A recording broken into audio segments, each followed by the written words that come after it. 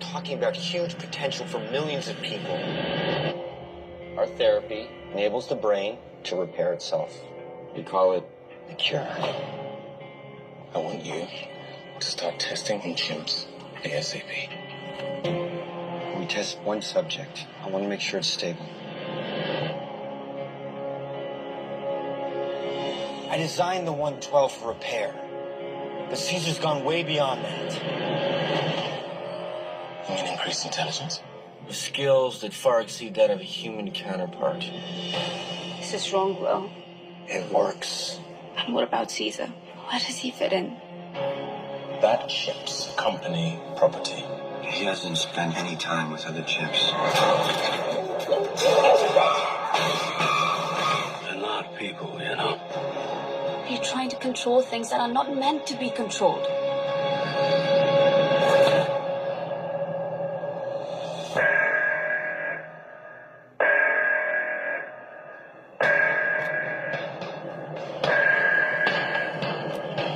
They are contaminated.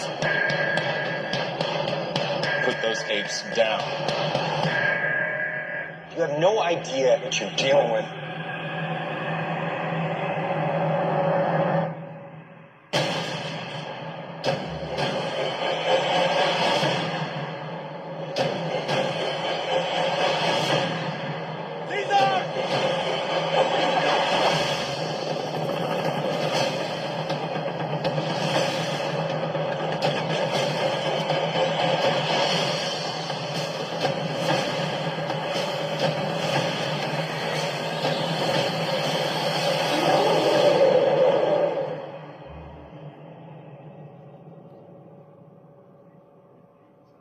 Oh, the apes will rise, all right, and they will give you an experience you'll never forget, in a good way. Welcome to Time About the Movies. Today we are taking a look at the two big new releases of the week of August 5th, 2011. Starting, of course, off with our first film, and that is Rise of the Planet of the Apes, the first part of a new reboot of the Planet of the Apes film series, the 7th overall, if you include the 2001 remake, as well as the 5 films that came before that, the original films. But in this one, you have Caesar, played by Andy Serkis, who's in motion capture by Andy Serkis, a chimpanzee genetically enhanced and raised by William Rodman, played by James Franco, going from living in captivity to eventually leading an ape uprising against humanity. Essentially, this is how the world became the Planet of the Apes, pretty much. I mean, you have characters played by James Franco, as I mentioned, Frida Pinto, John Lithgow, Brian Cox, Tom Felton, and, of course, Andy Serkis as Caesar. It's directed by Rupert Wyatt and written by Rick Jaffa and Amanda Silver. These two wrote The Relic a couple years ago, which was a really damn good underrated sci-fi film in general. And this is definitely one of the year's biggest surprises. I mean, this is a movie that kind of pretty much came out of nowhere. In fact, that trailer I just showed you, a lot of people went into that trailer not thinking that this was going to be a good movie by any means necessary. And yet, when the movie came out, people were stunned on how good, not only how good the movie was, but how just captivated you were by the performance by Andy Serkis as Caesar. And later on down the road with the Planet of the Apes movies, we would see more and more that this character is probably one of the best movie characters we've had in the last 15 years. Because, yeah, Andy Serkis just knocks it out of the park as Caesar. And this movie, he's not given much to do in particular, but it's really when you get to stuff like Dawn of the Planet of the Apes and War for the Planet of the Apes, that's where the movies really begin to take off in general. But this one in particular really sets the tone right away, and it makes you completely forget about that god-awful abomination that was the Tim Burton Planet of the Apes movies. I mean, this is a film that is just so damn good, from the visuals to the action. They make these apes look absolutely terrifying, but you kind of get behind them and want them to be in their cause and all that, because, yeah, the humans in here, I mean, some of the humans in here are kind of being dicks overall, and they are treating these apes so badly. And, yeah, you do feel for the characters involved in this. Everybody in here you do feel for. But it's a really damn good movie, man. It's a movie that is so jam-packed with action. Like I said, the visuals overall are top-notch. The effects overall are really good. The visuals just captivate you in so many ways. Like, it's just, I got nothing else to say, man. This is just a great, great movie that's only going to get better from here. I mean, this one is the weakest of the 4 films that we've had in the Planet of the Apes trilogy, but not even a trilogy, a quadrilogy at this point, because we had Kingdom of the Planet of the Apes, but it's still a good movie regardless. I mean, this is a movie that really took a lot of people by surprise. Nobody was really expecting it to be as great as it was, but man, this one just knocked it out of the park so good. It's just like, what a great movie, man. What a great, great movie this was. I can't recommend this one enough. Rise of the Planet of the Apes. Definitely check it out. So with all that said, let's go ahead and move on to the other big new release this weekend, featuring two stars of big summer blockbusters that were supposed to be big summer blockbusters. One of them was with Horrible Bosses of Jason Bateman, but Green Lantern and Ryan Reynolds. Let's just say that he did not have the best summer overall, because this was the second big flop of the summer for him, and that was, of course, The Change-Up. Wow. She's not allowed to wear clothing when she's home. Kinky. No, she's a kleptomaniac. Smart. From the director of Wedding Crashers. You're surrounded by people who care about your day. What more do you want? And the writers of The Hangover. I envy your life. I envy yours. I wish I had your life. Switch happens. Holy... What the... Now everything's changed. It's your turn. It's 3 in the morning. You're the mother. I'm the mother. It's 3 o'clock in the morning. Get out of the bed right now before I cut you. Hey, stop crying. Your family's a little too intense for me. And anything goes. I've been on a date in 18 years. I know it's weird. Just go with it. So, the weather. It's the weather and the traffic. It's a lot of traffic. You can't feel my face. The Change-Up. Rated R.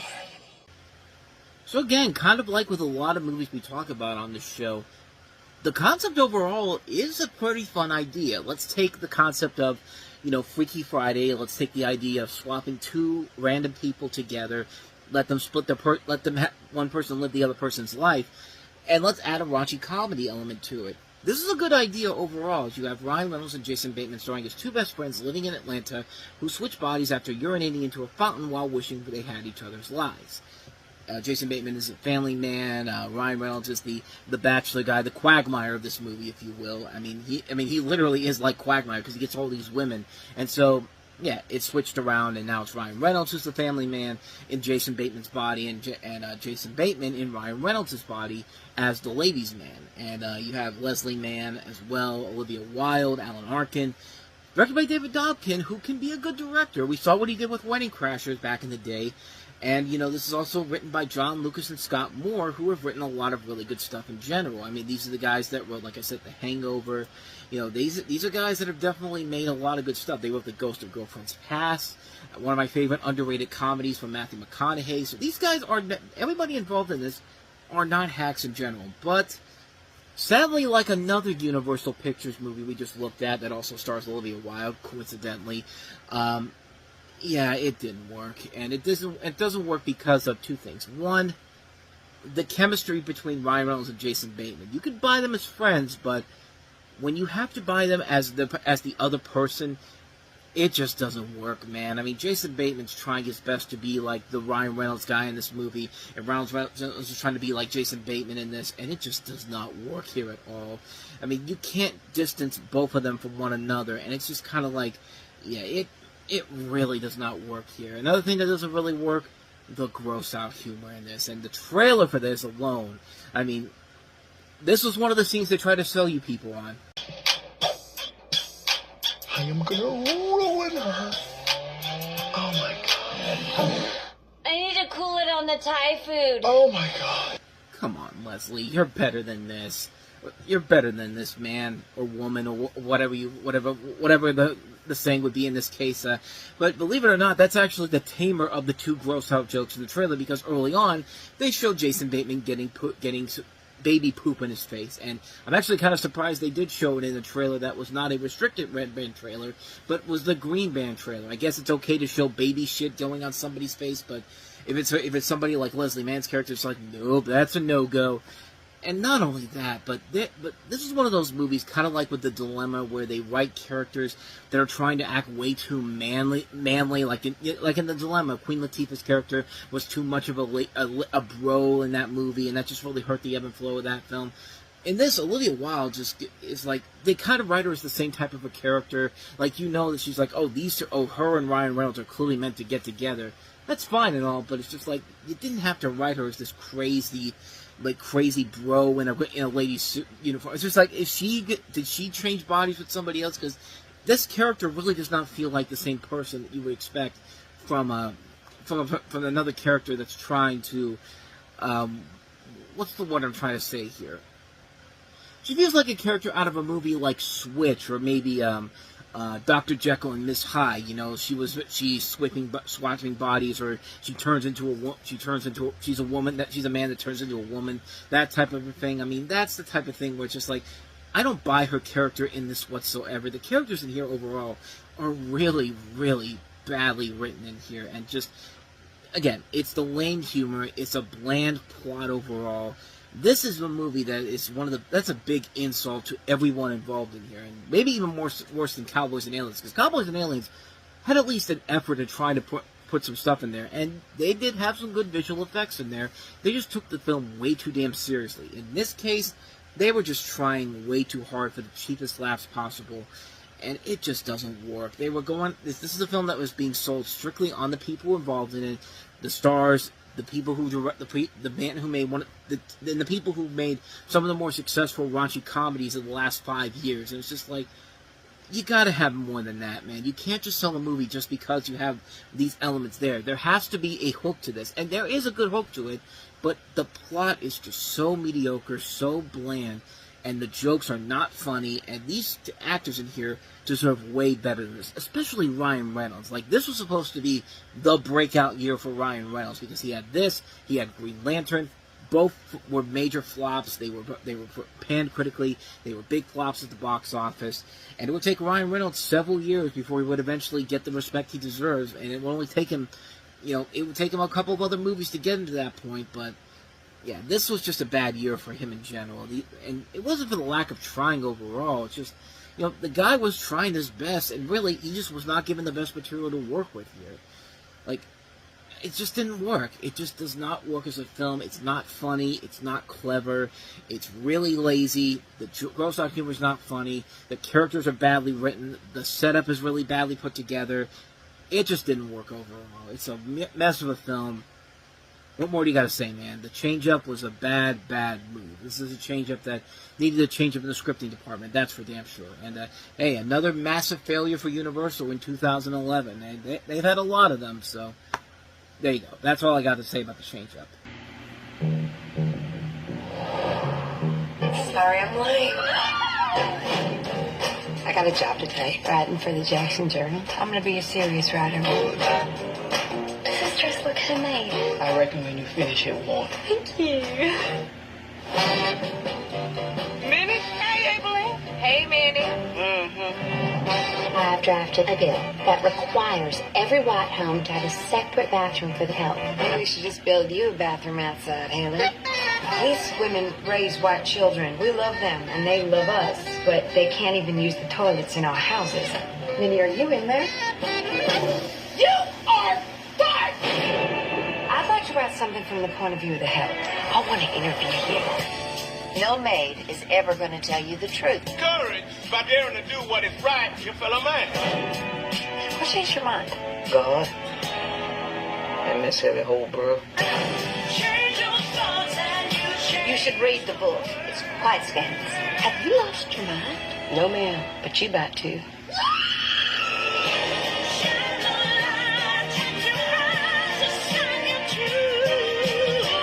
You tell Evelyn. Do I have plans for her?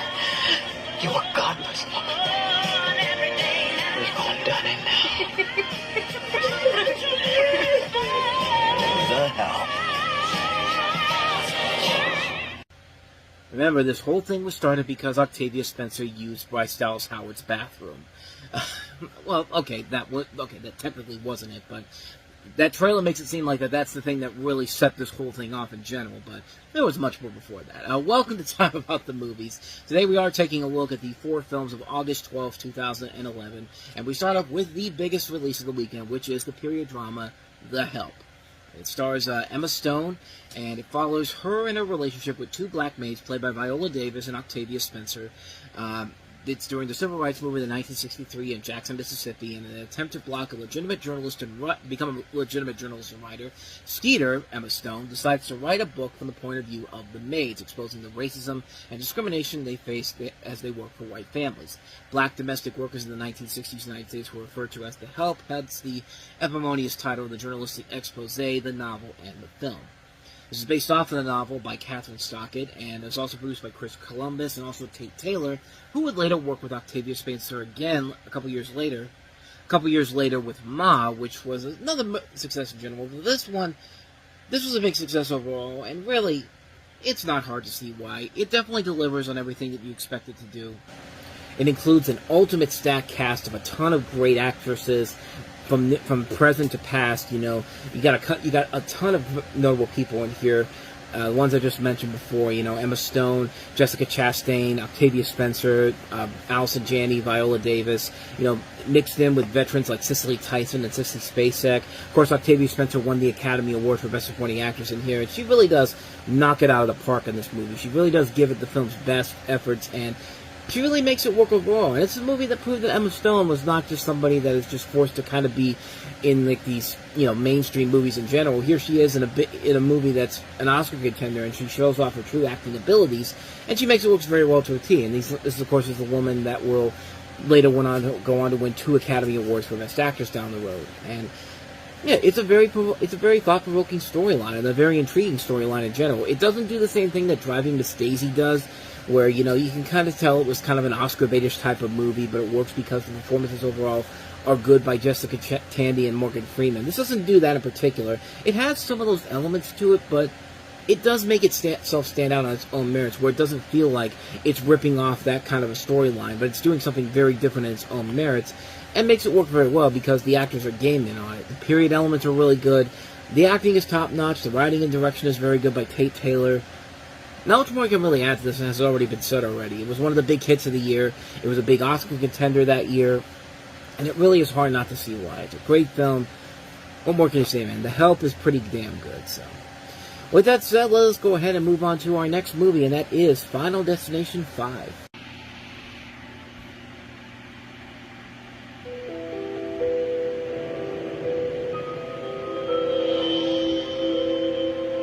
It's been quite a while since your first consultation. What made you decide to take the lead today? A lot is going on in my life. I don't want to miss anything.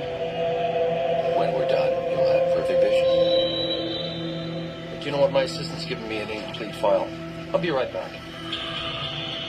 Hold on, you're leaving?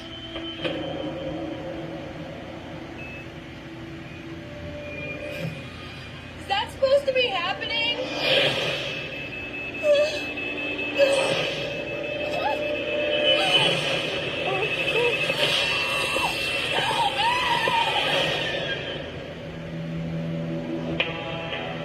You're not supposed to be here. You're supposed to die on that bridge. The lucky few survive the disaster. And then one by one, death comes for them all.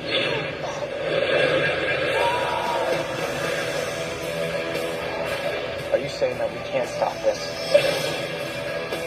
There's an answer for everything.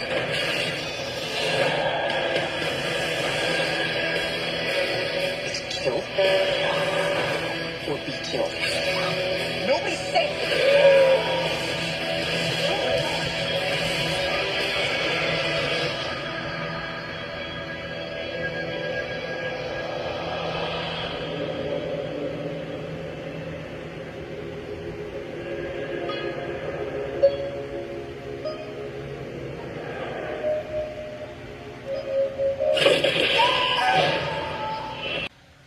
Yeah, that trailer makes this movie look much more stupider than it actually is, but, to its credit, though, I mean, people did go to see it. It was a big box office in general, and actually, before Final Destination Bloodlines, it was actually the second highest grossing film in the franchise, grossing over $157 million worldwide on a $40 million budget, so it did overall make its money back in general, but does that make it a great movie overall? I won't go that far, but I will say the trailer makes it look much worse than it actually is. But in the story, you have Nicholas D'Augusto from Fired Up, who has a premonition and saves a group of people from death when a suspension bridge begins to collapse.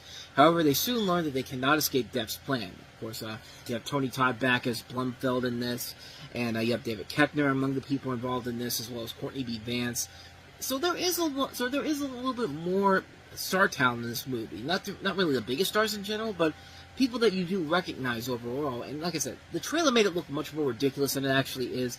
The movie overall is still a ton of fun, which serves as a surprisingly solid full circle to the series when you really think about it, when you have Tony Todd coming back into play here, and also an ending that literally ties back into the first movie. And it surprisingly made a lot of sense despite the 10-year difference between those movies. When I watched this for the first time around, I didn't really like the way that they tied it back in, because there was no sense whatsoever that this took place in the year 2000 when the original Final Destination came out. But somehow it does, and when you watch it again, it's just kind of like, okay, now I'm starting to see that where you're getting the ideas for this. Yeah, I mean, for the longest time, I thought it was kind of a bad idea. I thought it was kind of a bad way to like point it back together to the original Final Destination film. But when you watch it again and you see what they do with it, it is impressively done. Especially when you get to see the plane blowing up when everybody from the first movie is off of there.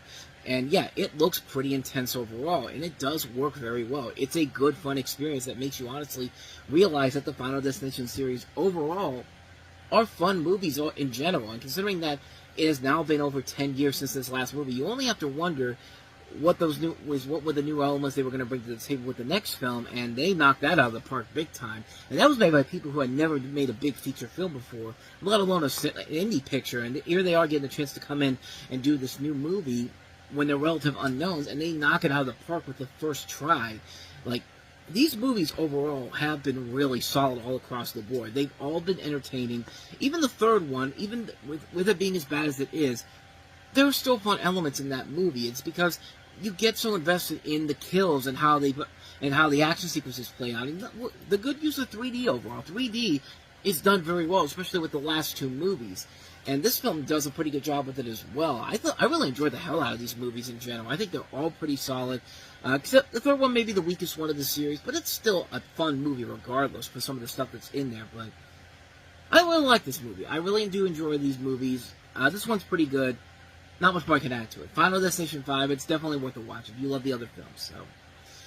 So with all that said, let's go ahead and move on to our next movie that we have here. Ruben Fleischer's follow-up to Zombieland, and that is 30 Minutes or Less. You're wearing a highly explosive bomb vest. I like that there. I don't even know you. We got duck. Two guys in masks strapped a bomb to my chest, and I have less than 9 hours to rob a bank. And your first thought was to come to a school filled with young children?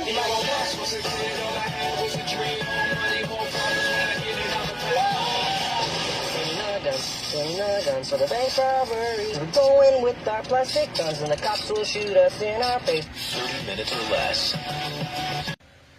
So in the movie, Jesse Eisenberg plays a pizza delivery boy who's strapped with a bomb and is forced to, with the help of his friend Aziz Ansari, rob a bank in exchange for disarming it. And the two guys that strap him with this bomb are Danny McBride and Nick Swartzen, in essentially another action comedy in the same vein as another Danny McBride August action comedy from Sony, Pineapple Express. However, Pineapple Express was a really funny movie. This one, not so much. I mean, this wasn't a bad movie per se, but it definitely pales in comparison to not only Pineapple Express, but especially Zombieland. But you could just tell it was a film that was trying way too hard with the action comedy format. Like, it's trying to be something on the lines of a 48 Hours or a Beverly Hills Cop or Lethal Weapon, but the writer of this is not somebody who is capable of making a movie on that level or making it stand out as something different. This is written by somebody named Michael DeLiberti, who I've never even heard of, and he doesn't even have anything on his Wikipedia page, so I can't tell if he's written anything else of noteworthiness. I don't think he has, but yeah, overall, this was not a very good movie. This guy also has a really odd bibliography of stuff. He also wrote Failure to Launch, remember that movie? And then he also wrote Notes on a Scandal, the movie with Judi Dench and Cate Blanchett that was an Oscar contender in 2006. Yes, that same man wrote this movie. Like, yeah, how am I supposed to trust him with a comedy like this? And unfortunately, the comedy in here really isn't all that funny. It has the same problems with this film that The Change Up had. Like, it has way too many gross-out humor elements that are not even trying to be funny whatsoever. They're just doing it because, hey, we have an R-rated comedy, and we can't do an R-rated comedy without some gross-out humor.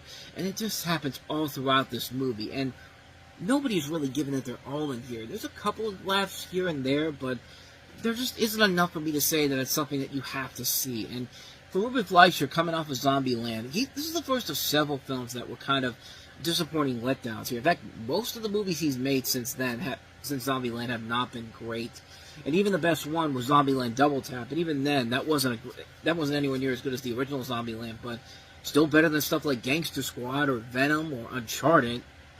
Certainly going to be better than Now You See Me 3, which he's working on that, because apparently some random guy out there was asking for another Now You See Me movie, which I'm not that guy, because those two movies fucking suck. But you get the idea. This is not a great movie. It's kind of a letdown with everybody involved in it.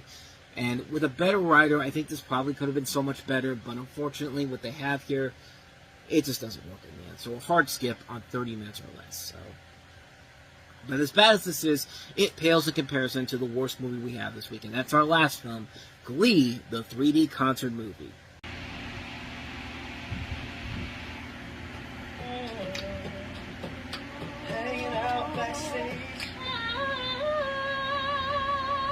I've gotten proposed to twice. There's a food group for each one. Kurt and I mean, we run this whole shit. We shot a 3D movie. Everybody's got a dream, and this is mine. Glee totally celebrates the underdog, and it empowers the underdog and everybody. Get your booty down here so we can bring this house down! The movie. The music. In 3D. Glee, the 3D concert movie. Please, save your money. This thing sucks. You think Jane Lynch is kidding there? No. She's giving you a legitimate warning. Stay away from this movie because it really does suck. This is, of course, the 3D concert movie based off the popular television series, which, even by 2011 in its second season, that shit was dying out quickly. I mean, the first season was a success for Glee, but then since then, the show had kind of fallen off. And funny enough, it fell off at its highest peak when it was on after the Super Bowl and had an episode that I was a fan of the show when it first came on. The first season I thought was really good. After that, it just fell apart pretty quickly because it just fell into routine. The same things over and over again. People got to pick on the Glee Club. They got to throw the slushies at them like it's supposed to be like that's supposed to be like a pivotal moment in there. But yeah, once in the beginning it's funny, but as it continues on and they do it every single episode, it's just kind of like, come on, man, like it's getting ridiculous. It got ridiculous pretty quickly, and it fell apart pretty quickly. Not even a year into its run, and the last couple the other seasons of Glee were pretty terrible, but the first season was alright. But this is a movie depicting the Glee cast concert in East Rutherford, New Jersey during the group's 2011 Glee Live in Concert Tour. It features behind-the-scenes footage, a set list of songs from the first two seasons, as well as the behind-the-scenes footage, and the film portrays the series' influence on teenagers, including one who's gay, one with Asperger's syndrome, and a cheerleader with a short stature. Yeah, so it's basically trying to pull every heartstring you can while trying to save this movie for having a purpose to exist right here. Because I'm going to be completely honest with you. You know, the Jonas Brothers, Justin Bieber, Miley Cyrus, those made sense to have concert movies because they were based off of, they were movies that were coming out that were hard to get tickets to the actual concerts for. And you had to get scalpers to come get the best tickets available. And you understand making a movie on that level because you can make a movie for the big screen and it won't cost you as much as trying to get these tickets from scalpers and all that. There was more lashback on the Justin Bieber movie because everyone thought it was way too early to make a movie about the kid when he was only 16. And even then, the guy wasn't a bad singer. The kid wasn't a bad singer. I just thought he was just way too overhyped. He's got the Taylor Swift thing where we're going to overhype this guy to a T and turn him into the next Michael Jackson. Because that's what they were literally trying to do. Which I feel like they were trying to do with Taylor Swift by turning her into the next Whitney Houston. Which, yeah, nobody's going to ever top them, whatever you try to do. But I think people wouldn't have been as harsh to Justin Bieber as they are now. I caught a little bit of that movie before, back in the day. And I mean, it wasn't bad per se. It just felt unnecessary. But with this, however, there's no excuse to make this movie. And to force people to pay $12 to see this movie, because this is in 3D. Yeah. And to pay $12 to see this in the theater, you better be getting something really good for 3D besides whatever the hell this movie was. I mean, even High School Musical had a concert movie that Disney was smart enough to put out on DVD and not force people to see it in theaters. Fox just had no reason to put a Glee concert movie in theaters, because by this point, Glee is already losing many of its viewers already. I mean, the show has already started its falling off point, and the fact that it made it to 6 seasons, with a second season that was really slumming it, like, this was terrible. And surprise, surprise, the film bombed at the box office. I mean, they made their money back. They made double their money back, but for a movie based off of Glee, you expect a whole lot more than this. I mean, this is just a bland concert experience, and even adding in these ridiculous segments, like I said before, of like the whole thing was just like, well, here's these kids with special needs and all that. Just like, okay, and like, you can't mix two things into one. You can't have both a concert movie and a feature-length episode split into different segments in the same movie. Either do it one way or don't do it at all. Plain and simple.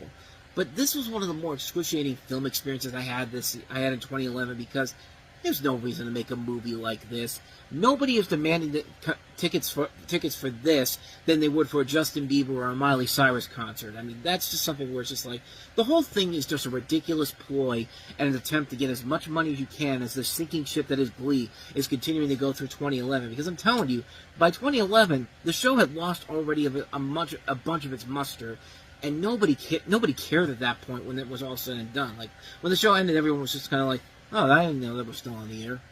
Because that's exactly what happened. Like, nobody gave a crap anymore. Like, the show had one great season, and then it just completely faded out into obscurity, and nobody even remembers it to this day. No matter how hard you try, there's just nothing there. The only thing that the show is memorable for is for the fact that half the cast keeps dying from it. I mean, literally, I think 3 people have died after the show ended, or as the show was on the air.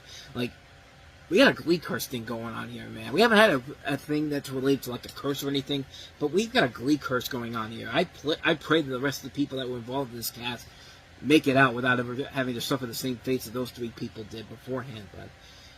But yeah, that's my thoughts on Glee, the 3D concert movie. Just absolutely pointless. Absolutely 100% pointless. How's my girl? You just leaving work? Yeah, just tying up a few things. 9 months pregnant, still working around the clock. You've got to be the most dedicated interior decorator that ever lived. Can I say, I love my work. Ooh! Guess who decided to pay us an early visit? Is this it? Yeah! I'm on my way to the hospital. Meet me there? Right, hospital. Don't panic. I'm here for you. All you have to do is breathe easy, breathe often, and take it nice and slow.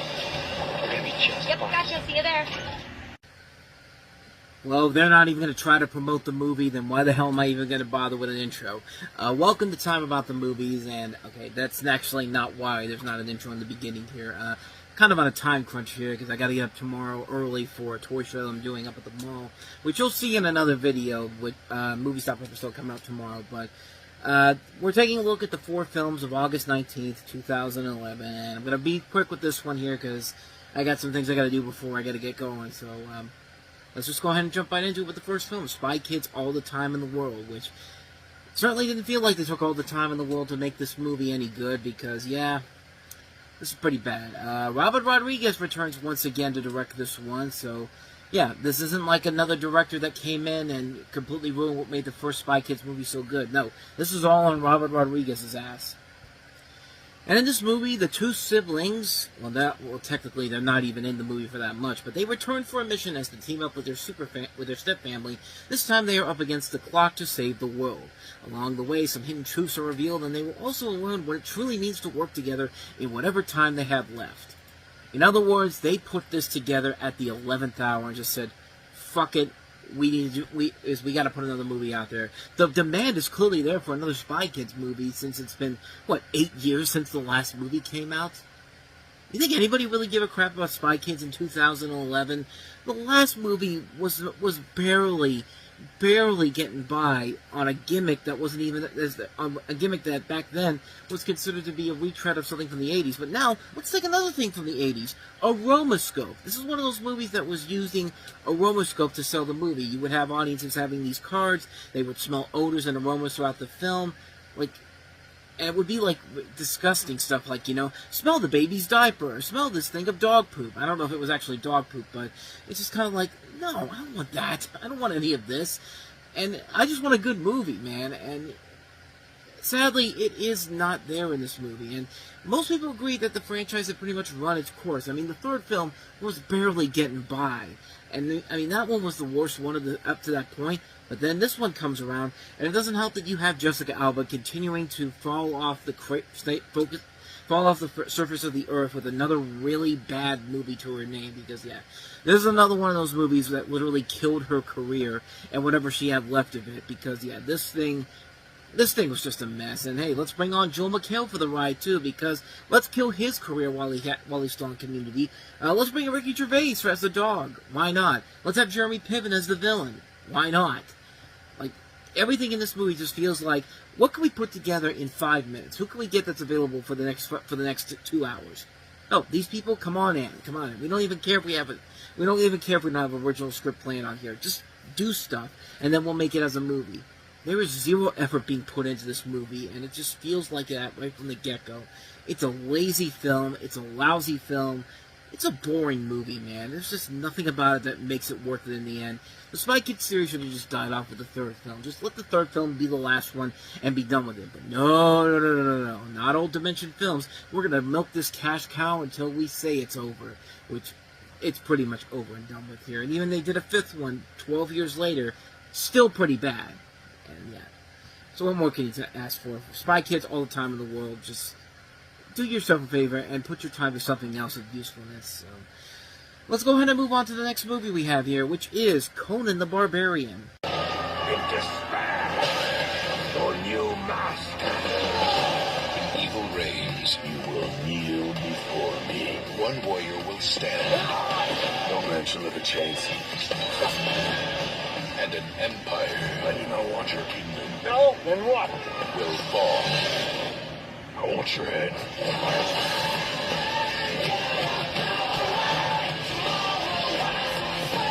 Run from me, and I'll follow you to hell. And your name is? Conan. Conan. That's it. How many names do I need?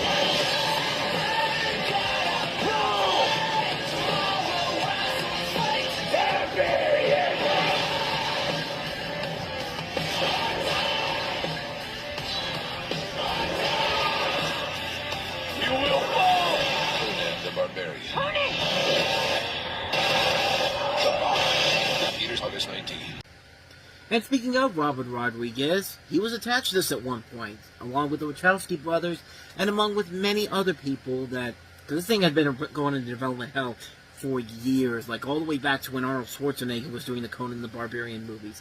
And yeah, this was back when Jason Momoa wasn't seen as the cool dude that he is nowadays in action movies. No, this was him just coming off of Power Rangers. They saw him as this big, muscular guy, and they said, fuck it, we'll make him Conan. Not really much more to say about the story here. A vengeful barbarian warrior sets off to get revenge on the evil warlord who attacked his village and murdered his father when he was a boy.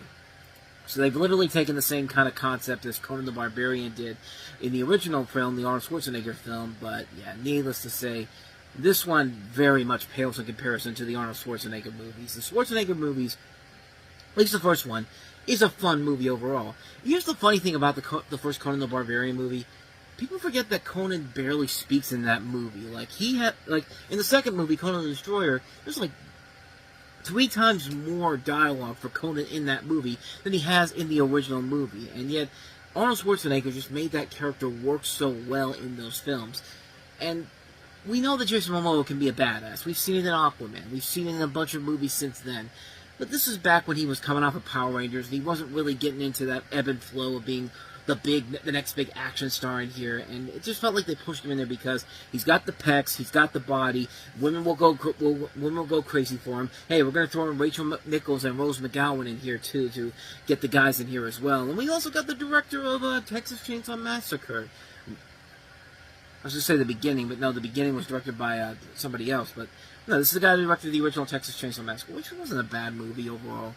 Pathfinder, not so much. Friday the 13th, Yeah, he has not been a great director overall, and this is definitely another one of those movies where it just doesn't work overall. It's trying to be another 300 clone, and it fails miserably at it. I mean, it's a film that, I mean, it's not like they can't do a Conan the Barbarian movie nowadays and make it work. And hell, you could probably do it now with Jason Momoa back in the role, because now we know that he can actually fill in an action movie. He can be a big action draw in a movie. So I wouldn't mind them doing another one of these, and maybe even get Jason Momoa back in here. But in this case, this is a movie that is produced by Lionsgate, it's produced by Millennium Films, and Millennium Films does not have the best track record in terms of action movies. These are the type of movies, they make the type of movies that you see in a bin at Walmart or the Dollar Tree, and you can, they're like basically the equivalent of public domain movies. And this one just didn't quite fit the mold that they were going for here, and it just didn't work. The action wasn't that great.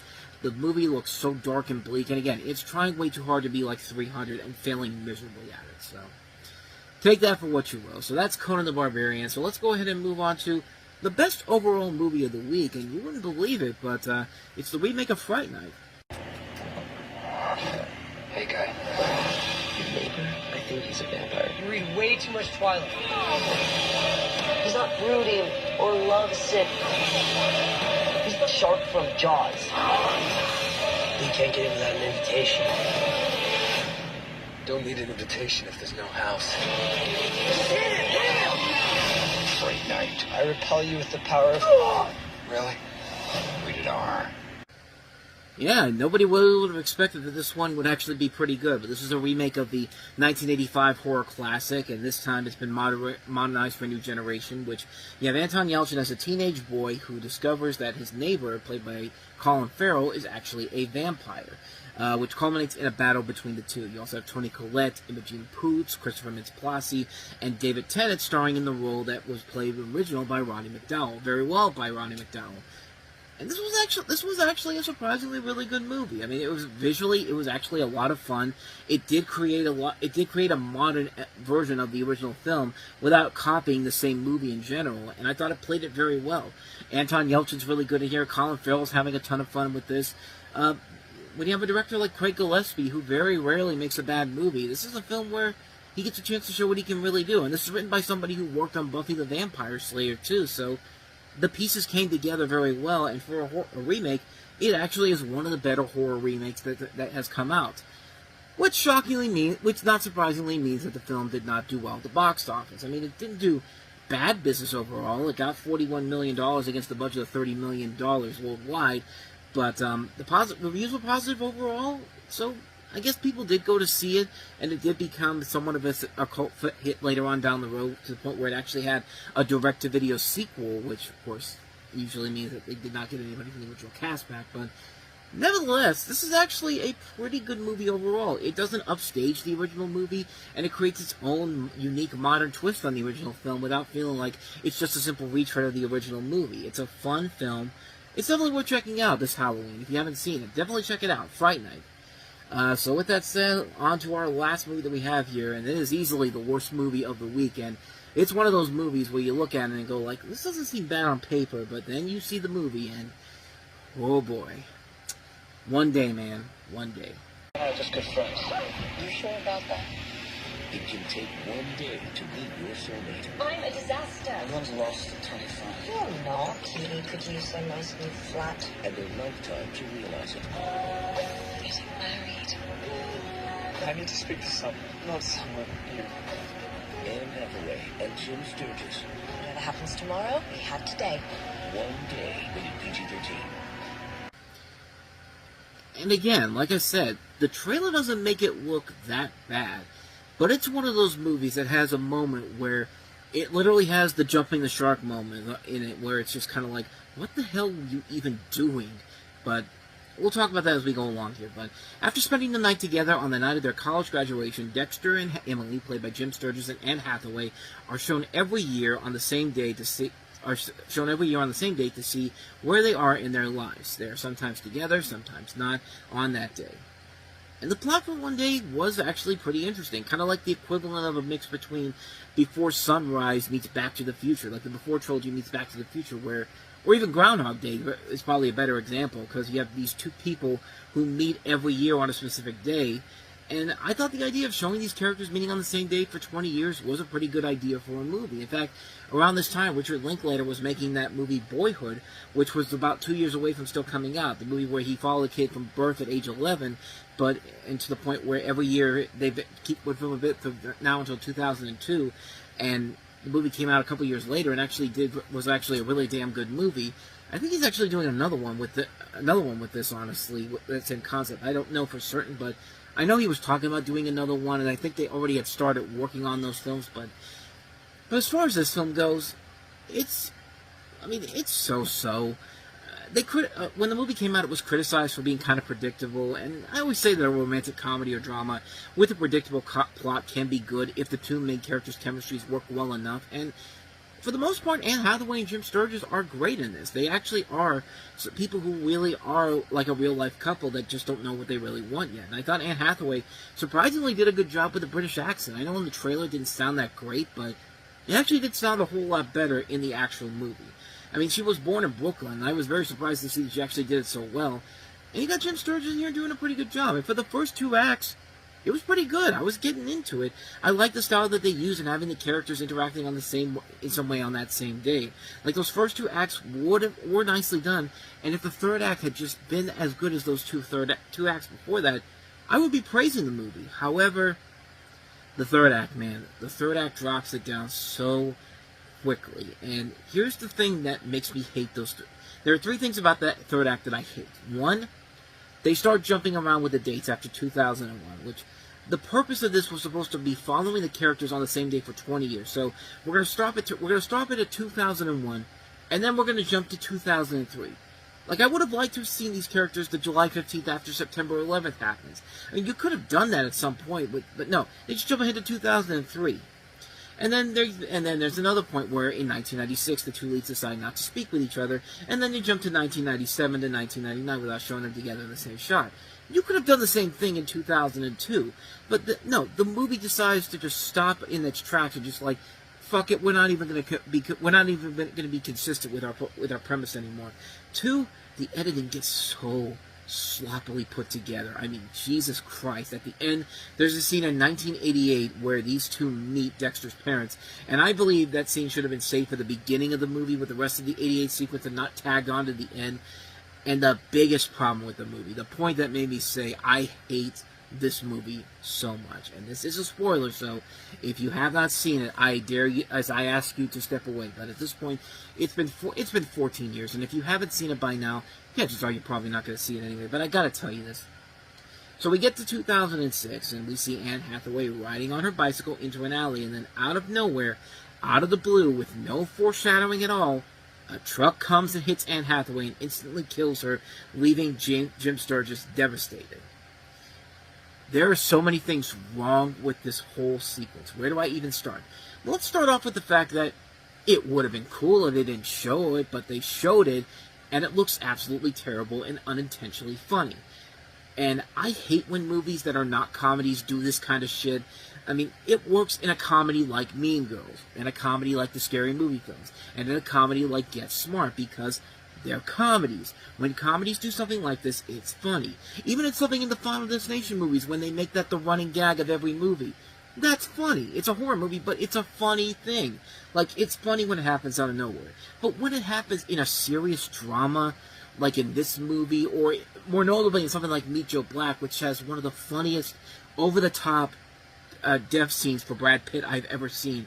But even more funnier, the shitty 2002 remake of The Time Machine, where Guy Pearce's fiancée gets trampled by a horse and carriage, and it literally is showing it right in the mirror, and it's supposed to be all serious and all that, but there's nothing serious about that. It is absolutely hilarious. And, like, that's the type of stuff that you don't show in a drama like this, in a serious film that we're supposed to be taking seriously, and you show that shit?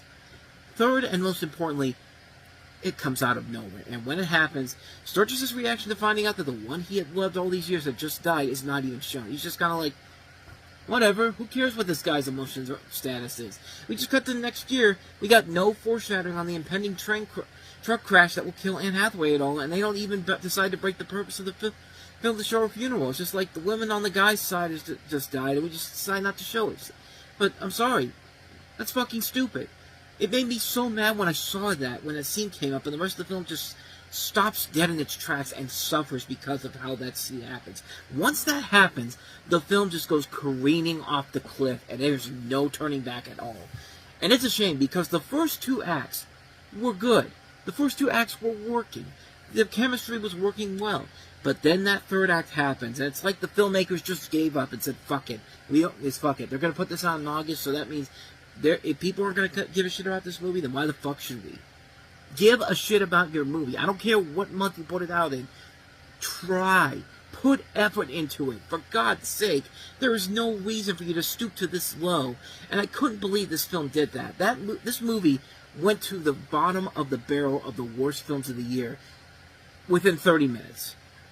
That is unbelievable for a film like this. And I still can't believe that this film went to that low point. I mean, this is awful, man. This is a terrible, terrible movie. This is like the ending of Remember Me, except it's longer than the way it ends. That movie ends, and it made it even more of an excruciating experience than that film did.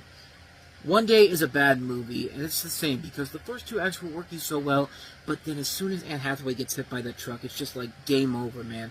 Like, I'm amazed that I didn't walk out when that happened, but I was given it the benefit of the doubt, and the doubt just said, yeah, go fuck yourself. You're not getting the ending you deserve. It's just like, just awful, awful, awful. So, yeah. One Day, just fucking awful, man. How old are you? Not on service.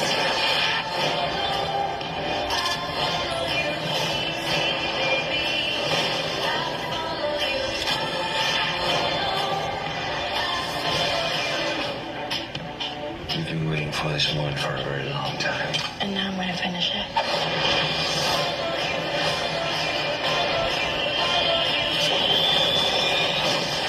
Columbiana, rated PG-13.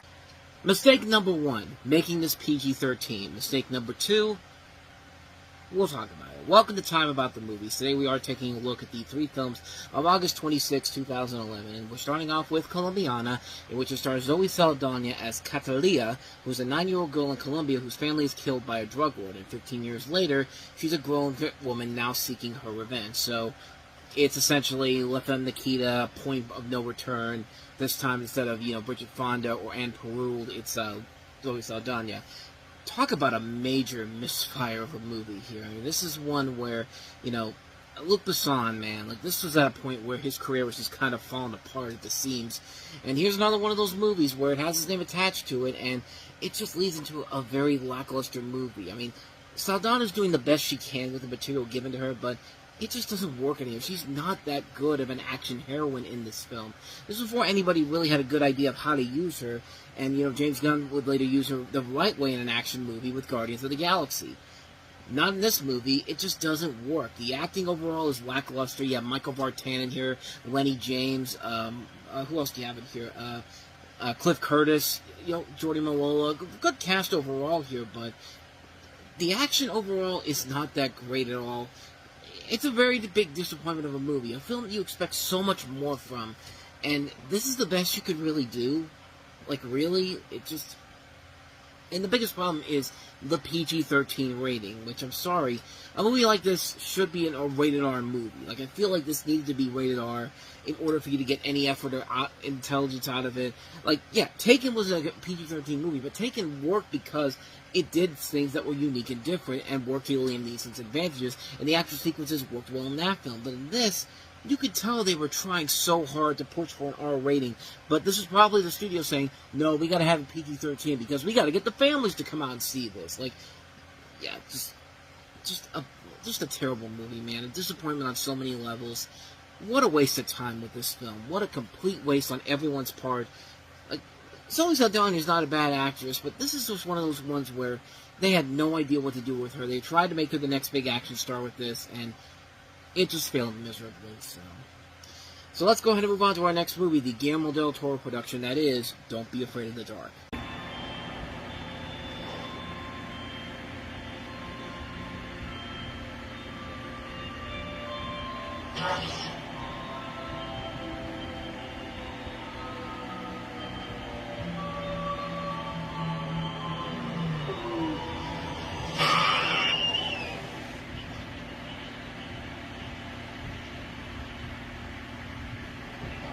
starts about his 26th everywhere.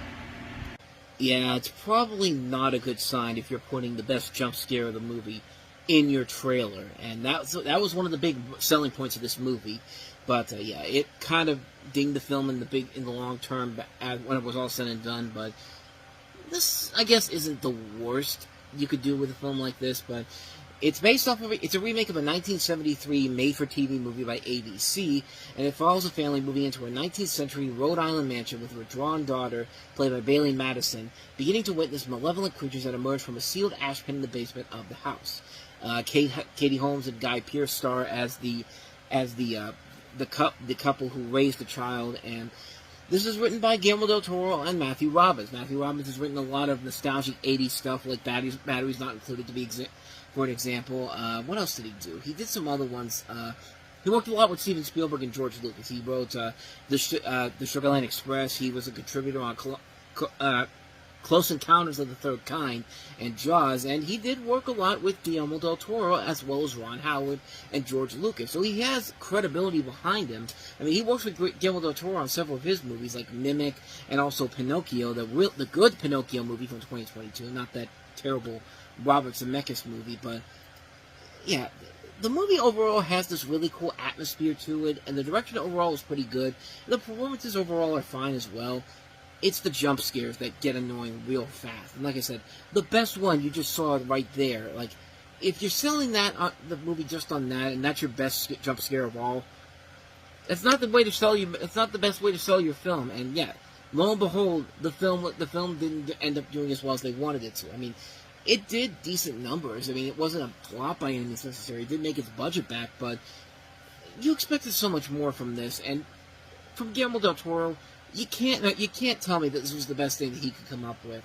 Like, I know he wasn't a director on this, but I feel like if he did, he probably would have made this movie a whole lot better than it actually was. And like I said, not a bad movie, just one that should have been so much better than it actually was. Just a mediocre mixed bag. I'll give it that. So, and honestly, it's probably the best overall film we have this week, because our last movie, and this one completely fell off the rails pretty quickly. Paul Rudd is our idiot brother. Listen, Ned, you wouldn't happen to know where I get some, Even if I did, you really think I'd tell you? It's been a hard week. Yeah? Yeah. Here you go, officer. Hey, thanks, man. Wow. You're under arrest. Oh! Really? Hey, let me go early. Good behavior. Ned just showed up. I can't just kick him out. He's family. Check it out. Well, I gotta get back to work on the Tamian. What? Tamian. It's a cross-pollination between a tomato and onion. Well, think of it at a time it'll save when you're making spaghetti sauce. I love my brother, but he doesn't live in the adult world. I live my life a certain way. I think that if you give people the benefit of the doubt, making you oldest, they're gonna want to live up to it. What's wrong with you? You know, try and do good. It doesn't always work out.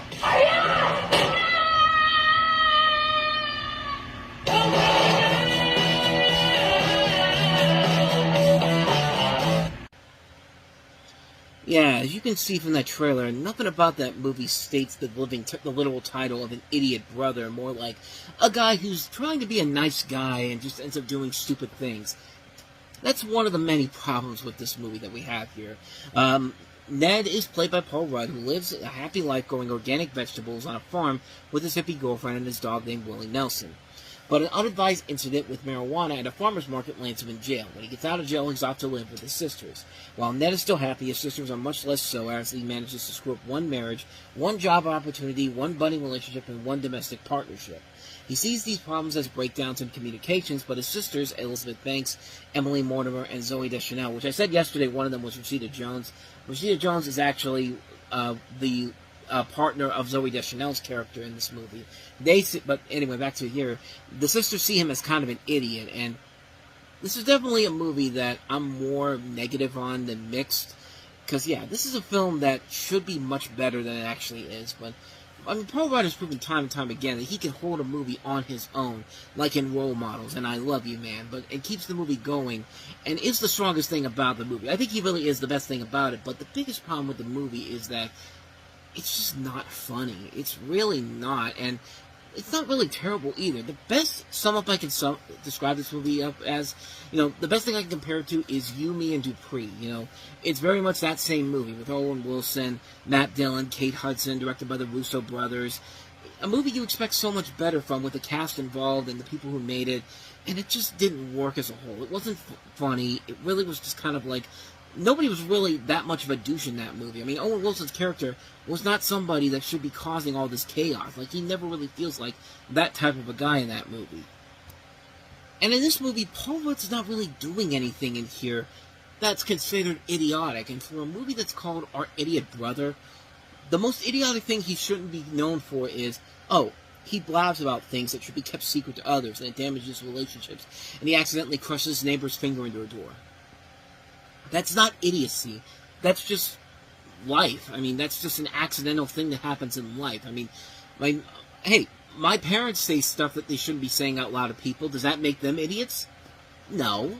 But it really is something where it's just kind of like, you can't name a movie called Our Idiot Brother and not give me something idiotic in this movie. Will Ferrell does more idiotic things in his movies than Paul Rudd does here. And again, the cast is completely wasted in this movie. You have actors like, Paul Rudd, Elizabeth Banks, Emily Mortimer, Zooey Deschanel, Steve Coogan, Rashida Jones, Adam Scott, all being completely wasted in here, and they're not given anything to do. And it's just, again, it would help if there was a better writer or director involved in the script here, but not with this film. And the best thing about the movie are the 4 leading actors in here. They're all doing the best they can with the material given to them. It's great to see them doing something big like this, but you expect a whole lot more from them, considering who is in this cast and what this film is supposed to be. It should be much funnier than whatever the hell this movie is. This is a film that bored me to tears the first time I saw it. It's just kind of like, my God, get on with it already, because it's not working. It really is not funny at all. The only part that worked was the third act, and by that time, it was already too little too late. I was already done with it. I've had no intention on coming back to see it. I waited 14 years to see it again to see if it held up. It actually got better. It did not. It really has not gotten better in the years since then. Just such a waste of your time and effort. There's so many things that are wrong with it. I hated this movie so much. Our Idiot Brother, more like Idiot Movie. Plain and simple.